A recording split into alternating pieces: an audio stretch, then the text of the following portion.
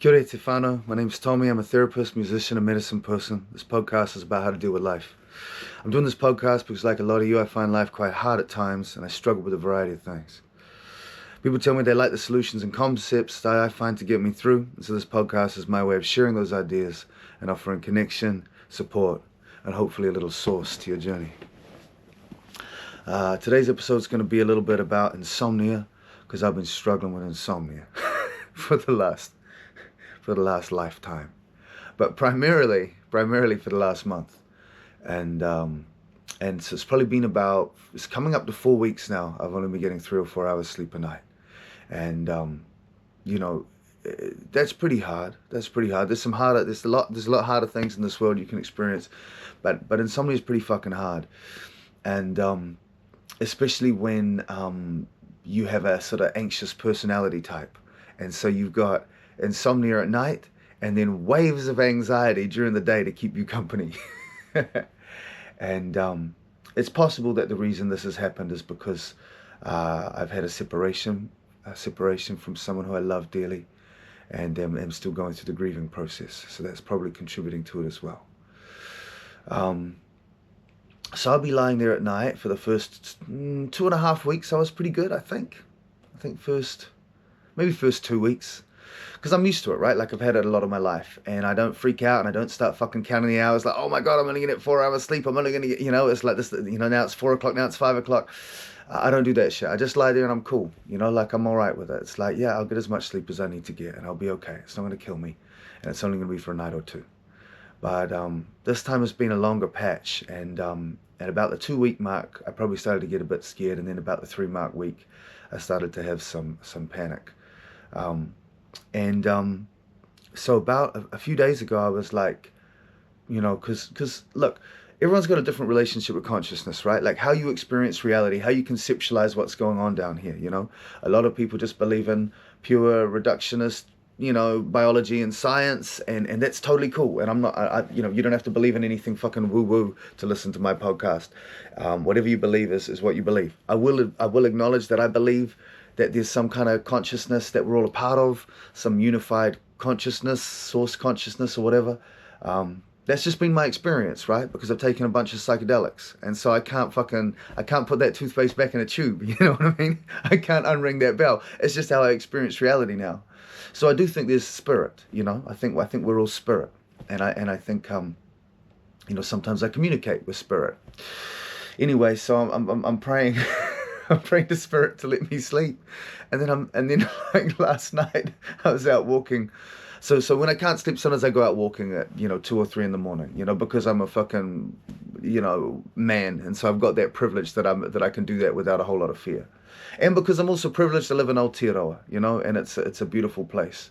I wish everyone had that privilege; they could walk at night in safety. But I take full advantage of it. I take full advantage of it out there with the stars. And I was praying away. Well, I was thinking about praying away. And then I was like, what the fuck are you doing? Do you think they've forgotten? Do you think that they need a little reminder? Like, oh, whoops, we forgot to push the 7-hour sleep button on Tommy tonight. And if I just remind them with a little karakia, kia ora, aio, can you please just give me a little sleep? Oh, yes, sorry, Tom, I didn't know you needed sleep. I'll let you sleep tonight. Like, they don't have a fucking plan, right? They're just clueless up there, just like, whatever, man. You don't want it to rain on your wedding day. Oh, sweet. Oh, we're just like Santa Claus up in this motherfucker. We'll stop it raining on your wedding day then, I found that God isn't Santa Claus over time. It's become more evident to me. It's also become more evident to me that things don't really happen by mistake. This is happening for a reason. It's been hard, my friends. It's been pretty hard on me, and I haven't been the best therapist. I'd say the first 2 weeks I was fine. These last couple of weeks, I think I'm good in my sessions still. I think I'm present and aware in my sessions, but my memory's not good, so I'm not remembering the sessions from last week like I normally would. I like to be really present when I work with people, and I haven't been as present as I would like to have been. With my children, I have 3 children. They're 10, 8, and 4. beautiful, beautiful kids, and I haven't been as present with them either. I haven't been too grumpy, which is a fucking minor miracle, but I haven't been as tuned in as I would like to be. Not as tuned in or as mindful.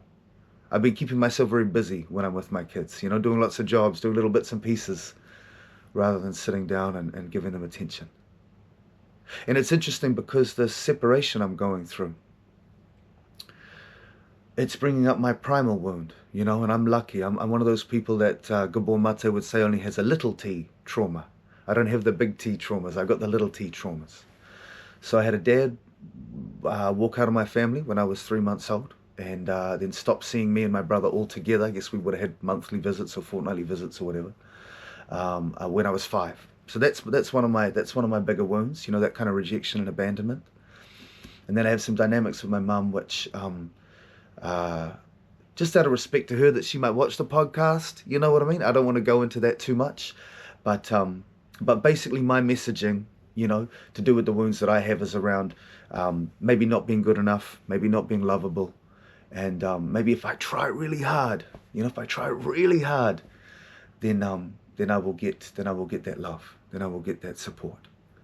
And so I've been striving quite hard throughout my life to get approval and validation, and also attention.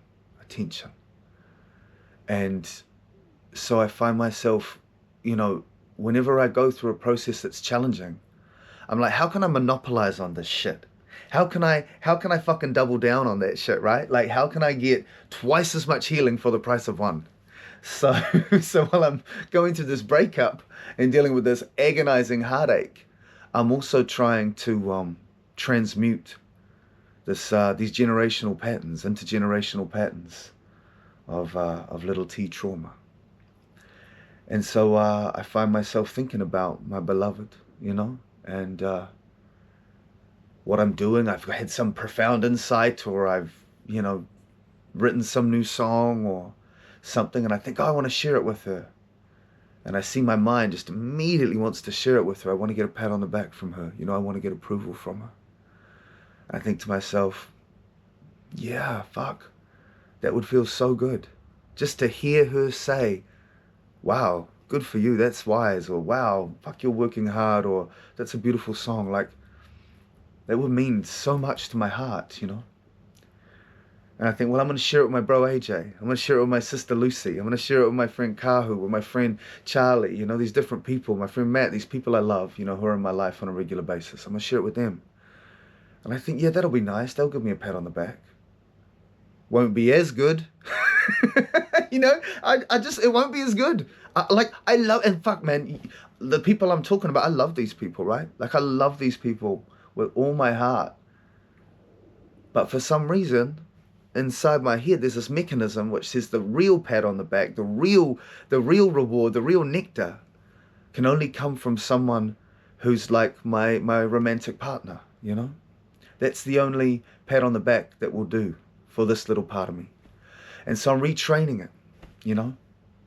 And I talk about self in a different way. I don't just talk about like myself, like one, singular. And I don't just use like that Freudian shit like id, ego, super ego. I don't even really talk about ego that much, to be honest, though I know it's a popular term. I tend to think of myself and others, and I've been working with people as a counselor for 22 years, I guess, maybe 23 years. And it seems to be that people like these concepts. They're quite helpful. I don't think it's true. I don't think it's an absolute truth, but it's just a way of looking at personality and self as us having many different aspects. And some of our aspects came online due to specific traumas or challenges. And some of them we're maybe just born with, you know.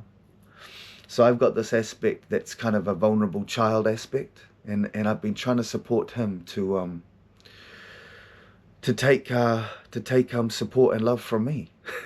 You know, instead of this amazing person who I was seeing recently.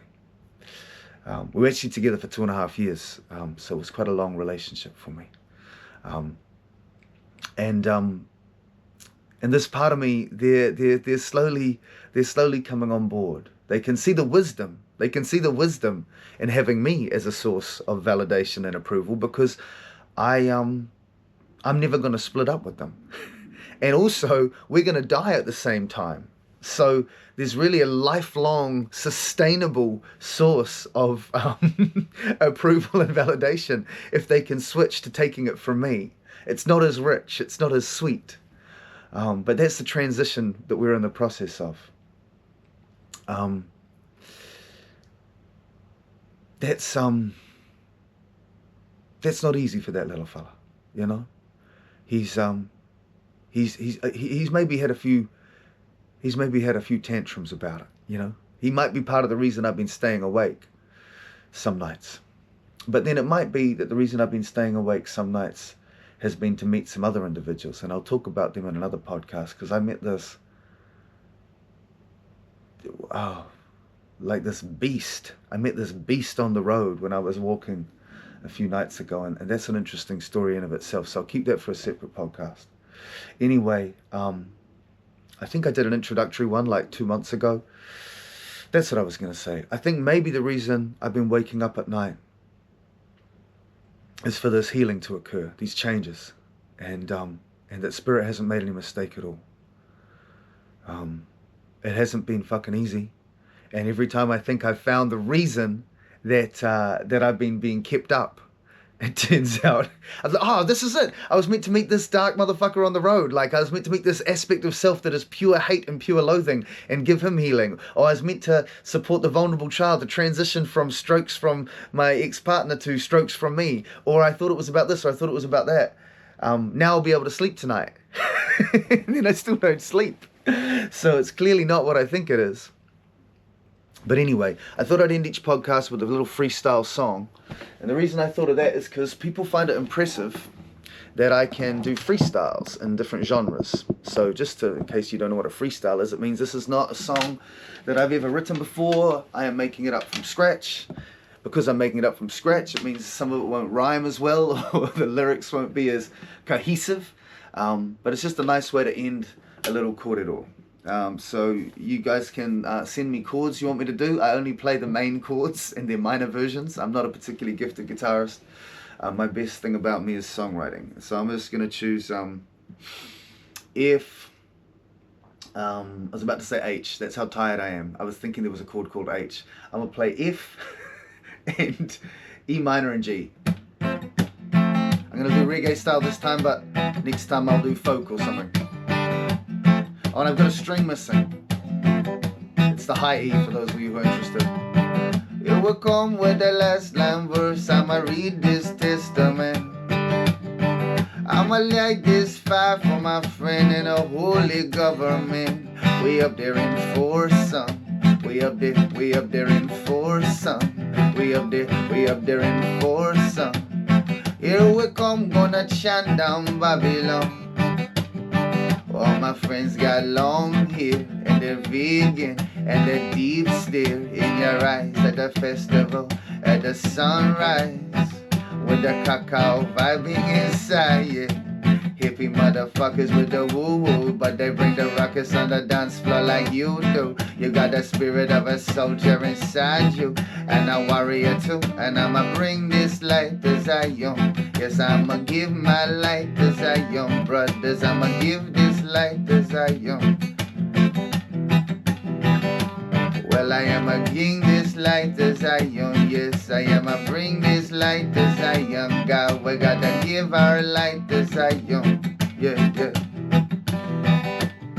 Don't be downhearted. I remember when this first thing started. Insomnia 4 weeks ago. Devastated my departed friend from this. I gotta get an end to this, but there's no end to this. Entering a mindset, I'ma get my hype. I'ma get this light on. I'ma shine this light on, so bright on forgiveness. I'ma get it exist and singing what is this? It's about spirit and it's about the bliss we can find when we look deep inside. Open our mind, open up that third eye and discover the tribe that I was from Zion. Now come to me now, don't come to me now, give me high. I have the light of the divine, taking away from the sleep in my mind. No agony, no anxiety do we find. We need to be blind to the ego this time, and we rise like angels into the night. And we rise